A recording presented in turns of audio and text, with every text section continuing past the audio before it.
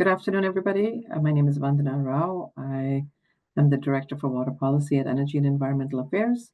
I am also the co-chair for the Massachusetts Drought Management Task Force. So just to give you an update on conditions as they stand now, the task force met earlier this week and looked at various hydrological conditions of different parameters from across the state, going back to early August when drying conditions first started. So we do take a long-term view when we're looking at drought and drought severity. As was outlined in our press release a little while ago, you may have seen our updated drought map, which showed that the Connecticut River Valley conditions have worsened, and that region is now in a level 3 critical drought.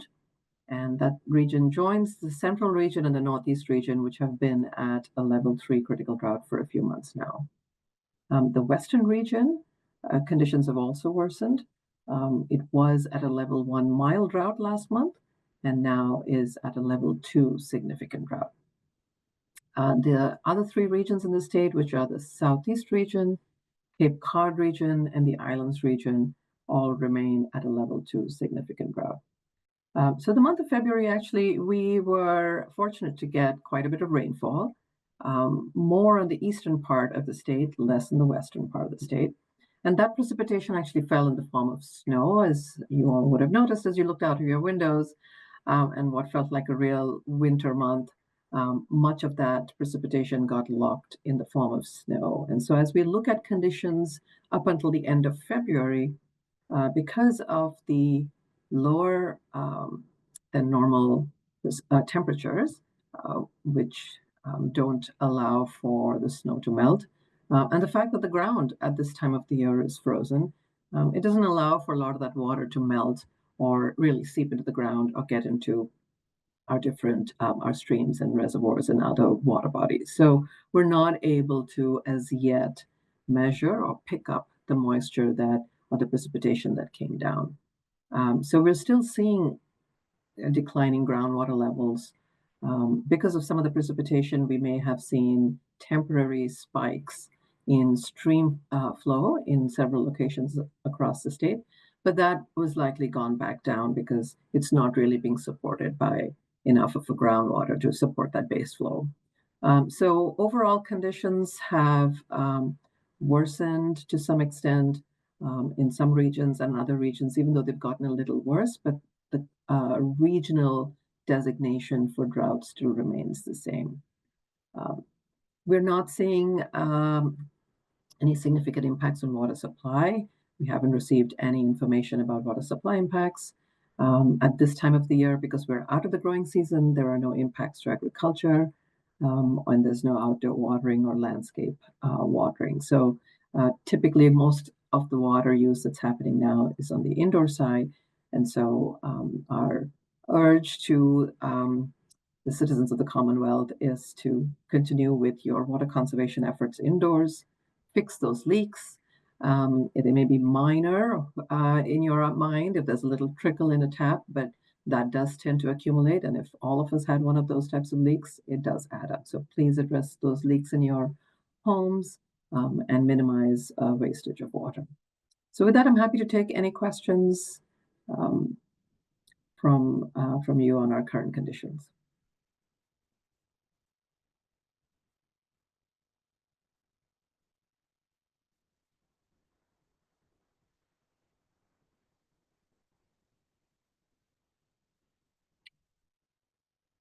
We do have an updated map which we can share as a JPEG. So if you need to refer to something that is updated, we can provide that to you. Dusty? Yeah, hi. I just know that sort of tradition wildfire season for Massachusetts is approaching here in the spring.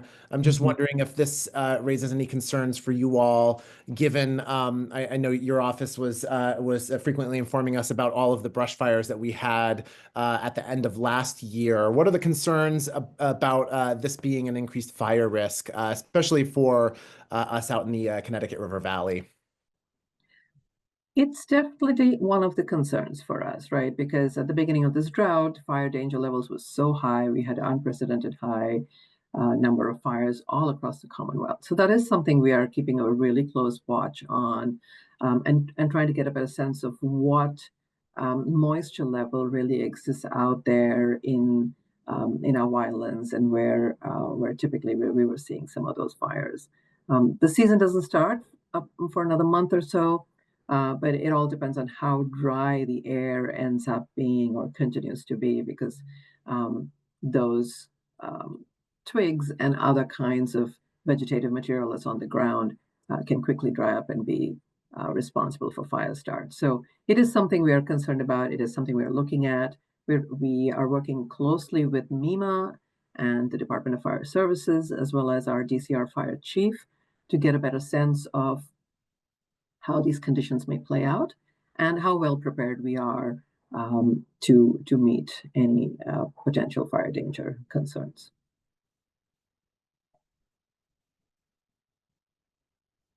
Any other questions?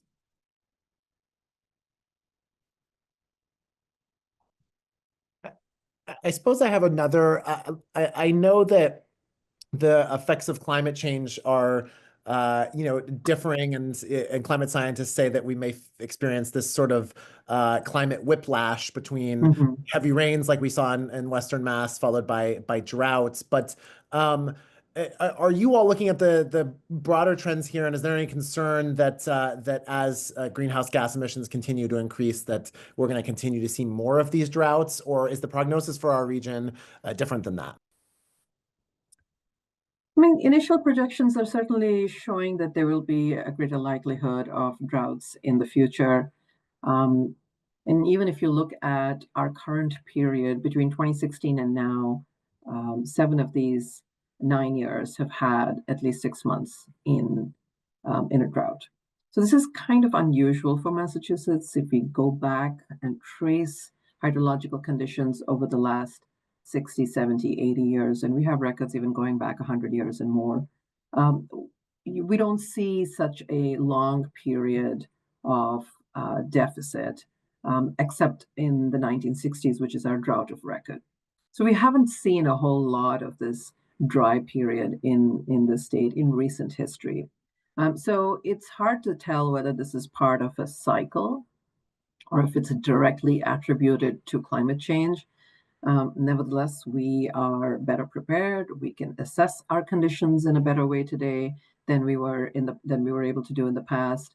We have more monitoring and data that we can rely on, and I think our communication and our outreach and preparedness actions make us better poised to deal with those kind of impacts as we're experiencing them in the future. We hope to look at and get a better sense of whether we will be experiencing more of these types of droughts as we update our climate projections for Massachusetts, which we're in the process of doing right now. Thank you. In the chat, Dan Guzman from WBUR asked, can you explain why the snow/rain we've had in the last few weeks did not change the drought conditions for the better? Absolutely.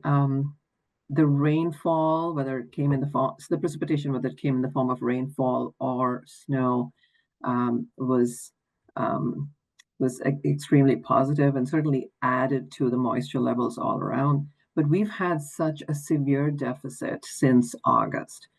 In much of the state, we are between 8 and 12 to 13 inches of deficit in just within those few months.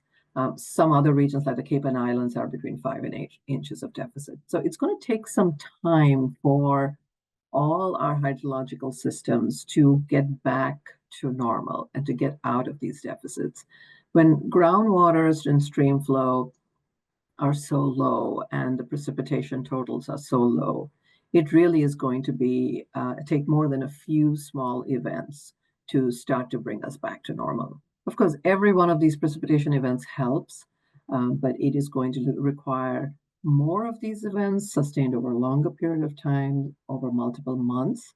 And the factors in winter that make it even more difficult are that because the temperatures are so low, the precipitation we get doesn't immediately run off or sink into the ground. So it's all coming in the form of snow, and the ground is frozen, so that water does not have an opportunity to really seep in. It tends to just flow off and get into your storm drain systems. So it's a mixture of time of year, amount of precipitation, and the way it's actually falling down that can add to whether water is seeping into the ground and adding to our system, or whether it stays there for a while.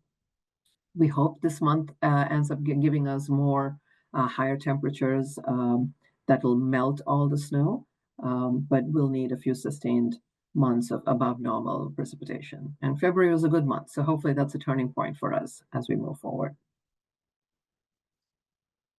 And one more point I wanted to add is that when we look at precipitation, we take a long-term view. It's not just about what has occurred in the last week or last 2 or 3 weeks. It's about, and especially a drought that lasts a long time, we need to see how much precipitation is coming down over that entire period of time.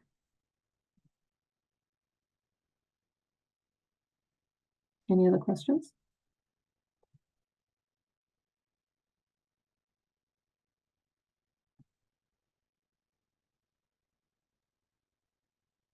There aren't any further questions. Thank you everyone for your attendance. Feel free to follow back up if you have any further questions, and have a lovely rest of your weekend. Thank you. Thank you all.